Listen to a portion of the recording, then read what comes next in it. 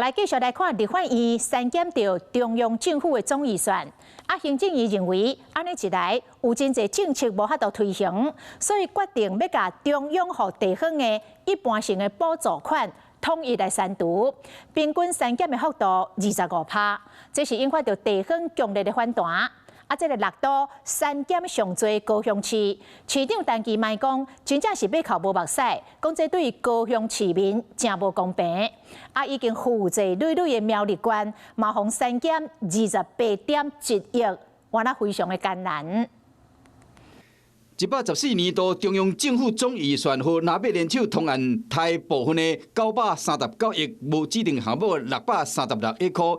行政院爱家己调整，严管呢真歹瞧，决定台中央政府和各县市一般性补助款25%，影响非常的一个巨大啊！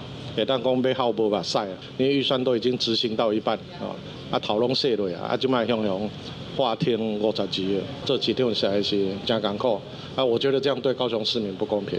县市首长哀鸿遍野，尤其是高雄伫6都内底。台金额是上济，那以总额来看，滨东县52亿5000万上济，过来是彰化县甲台南市，想要借钱嘛，真有限的苗栗县嘛真吃难。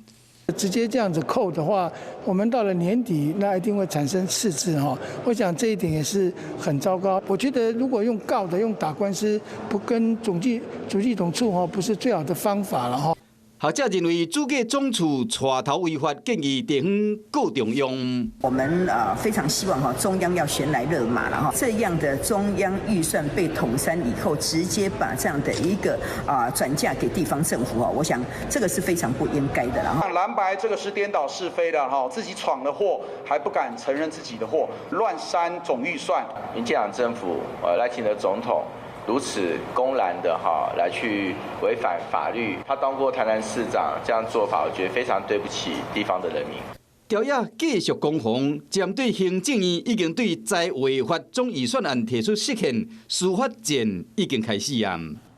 Hello， 我是蒋欣梅，想要抢先掌握最及时的新闻资讯吗？赶快订阅、按赞、开启小铃铛，锁定华视新闻 YouTube 频道。